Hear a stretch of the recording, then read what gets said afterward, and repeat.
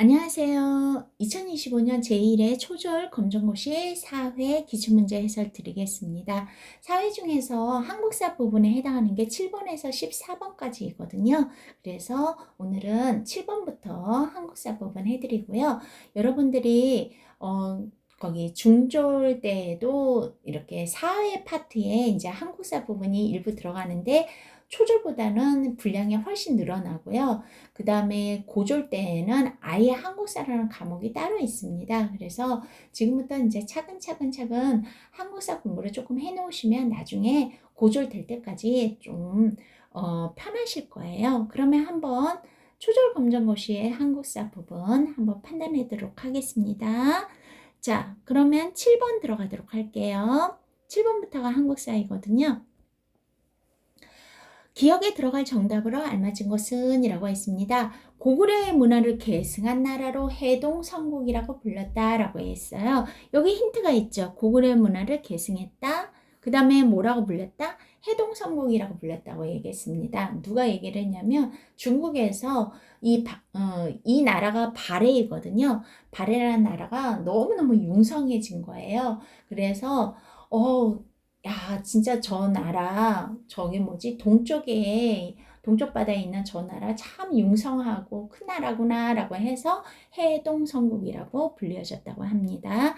사실상 여러분들, 고조선이라는 나라가 당군 왕검이죠. 고조선이라는 나라에서, 물론 옥저, 동해, 뭐, 다양한 무천, 이렇게 짜잘한 나라가 있었지만, 대표적인 삼국시대가 있었죠. 고구려, 백제, 신라가 있었고요. 그 중에서 신라가 삼국을 통일해서 통일신라가 됐거든요. 그리고 이 고구려의 문화를 계승한 나라가 위에는 누가 있었냐면 이 나라가 바로 발해가 되겠습니다. 이런 식으로 흐름을 조금 알아두시면 편하실 거예요. 그리고 이제 발해 멸망하고 통일신라 멸망하고 나서는 고려라는 나라가 세워지고요. 그 다음에 어떻게 돼요? 고려가 멸망하고 나서 조선이라는 나라가 세워지고, 그 다음에 어떻게 해요? 조선에서 이제 대한제국이라는 이름으로 잠깐 있다가 불행하게도 어떻게 되죠? 일제강점기로 접어들면서 우리나라가 굉장히 힘들어졌다가 1945년 8월 15일 날에 해방이 된 거죠. 요 흐름을 쭉 알아두시면 문제 푸실 때, 한국사 풀 때 굉장히 도움이 되실 거예요. 자, 그 다음에 보도록 하겠습니다.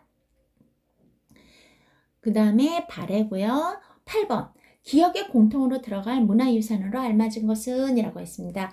경주라는 힌트가 있네요. 경주하고 관련된 나라가 뭐죠? 그쵸? 앞서 말씀드렸다시피 신라이고요. 신라가 고구려 백제 신라를 합해가지고 삼국을 통일하게 됐죠. 그 나라가 통일신라잖아요. 그래서 가족들과 함께 경주에 있는 무엇을 보러 갔대요? 요 건물은 좀 알아두시면 좋겠죠. 이게 뭐래요? 첨성대거든요. 그래서 첨자는 바라보다라는 뜻이고요. 성자는 별성자예요. 그리고 대는 무대라는 뜻이로서 여기에서 이렇게 하늘을 바라보고 별을 관측했다고 생각하시면 되겠습니다. 그 별을 여기서는 천체라고 표현했는데요. 천체의 움직임을 관측했던 곳이다. 바로 2번입니다. 첨성대입니다. 그 다음은 9번 보겠습니다. 기억에 공통으로 들어갈 내용으로 알맞은 것은 이라고 했습니다. 고려 사람들은 세계 최초로 무엇을 만들었다고 얘기했어요. 그래서 청주 흥덕사에서 이거 굉장히 유명한 책이거든요. 직지심체 요절이라는 책은요. 세계에서 가장 오래된 이걸로 만든 인쇄본이라고 얘기했어요. 그러면 인쇄한다는 것은 옛날에는 이렇게 목판이라든지 금속이라든지 이런 걸로 글자를 만들어가지고 그걸 찍었단 말이에요. 그거를 뭐라고 할까요? 네, 글자, 힌트, 자, 활자. 그래서 답이 몇 번이에요? 3번이 되겠습니다. 원래는 이게 거기 발견되기 전까지는요, 서양에서 구텐베르크가 우리나라보다 거기 더 앞서서 했다고 이제 생각을 했었는데, 이게 발견이 됨으로써 어떻게 해요? 아, 우리나라가 무려 서양보다 200년이나 앞섰구나 라는 것을 알 수 있죠. 굉장히 대단한 발명이에요. 그 다음에 볼게요. 10번 다음에서 설명하는 인물로 적절한 것은 이라고 얘기했습니다. 여러분들 이거는요. 율곡 2는 5,000원짜리 인물이에요. 거기에 이렇게 가 쓰고 있죠. 모자 같은 거 쓰고 계신 분인데요. 그런데 그분의 어머니가 바로 5,000원권의 어머니가 5만원권에 있어요. 누구실까요? 네, 여자분이죠. 신사임당이 되겠습니다. 이분은요, 그림과 글씨, 그리고 자수도 굉장히 잘하셨다고 해요. 그래서 현모양처 하면 이분을 떠올리는 경우가 되게 많이 있죠. 그래서 10번의 답은 3번입니다. 그 다음에 11번 보겠습니다. 다음 책에 들어갈 내용으로 알맞지 않은 것은 이라고 얘기했습니다. 아는 것이에요. 조선 때의 전쟁이고요. 뭐래요? 임진왜란이라고 했습니다. 임진년에요. 일본의 왜구들이 우리나라에 침범해가지고 약탈을 하거나 사람을 죽이거나 막 이랬단 말이에요. 뭐 불도 지르기도 하고요. 그러면 그거와 관련 없는 것은 이라고 했는데 잘 보시면 김의신이라는 사람이 나오잖아요. 김의신은요. 신라시대의 장군이에요. 그러면 벌써 답이 나왔죠. 3번이 아닌 것입니다. 그러면 나머지는 임진왜란과 관련이 있는 거예요. 행주대첩도 있었고요.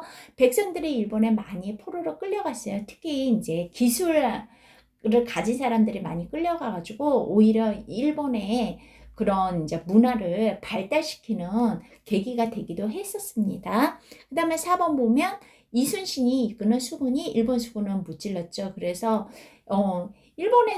일본에서는 이순신을 거기 굉장히 두려운 장군이기도 했지만 굉장히 존경하는 인물이기도 한다라는 이야기를 들었어요.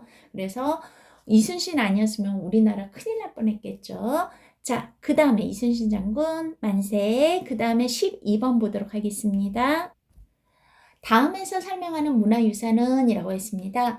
조선 때의 실학자인 김정호, 이게 힌트고요. 이 사람이 우리나라의 산과 강과 길을 자세히 표시한 지도를 만들었어요.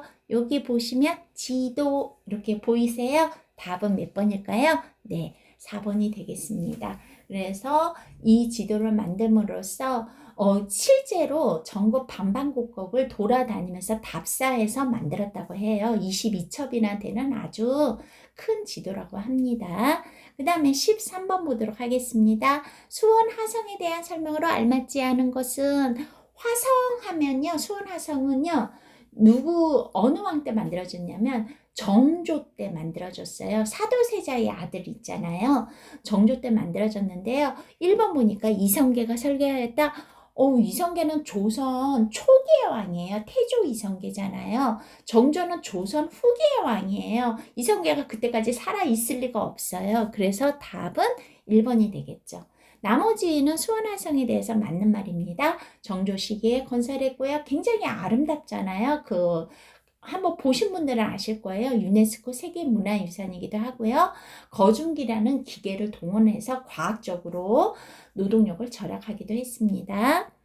그 다음에 마지막 한국사 문제네요. 14번까지거든요. 다음에서 설명하는 인물은 일제의 침략에 거세어지자 의병부대를 조직해서 활동했었어요. 그리고 하얼빈역, 지금 만주지방이 있잖아요. 그 하얼빈역에서 우리나라의 진짜로 우리나라 사람한테는 몸서리 칠 만한 적이죠. 바로 이토 히로부미에게 총을 쏴서 사살한 사람입니다. 영화로도 많이 나왔죠. 누구일까요? 네, 안중근 의사가 되겠습니다. 이렇게 해서 초절에 관련된 한국사 문제, 사회 중에서도 한국사 문제 한번 훑어보았고요. 이번에 시험 보시는 모든 분들께, 이 영상을 보신 모든 분들께 합격의 기쁨이 함께 하시기를 바라고, 그 다음에 중졸 검정고시 영상에서 다시 뵙도록 할게요. 네, 수고하셨습니다.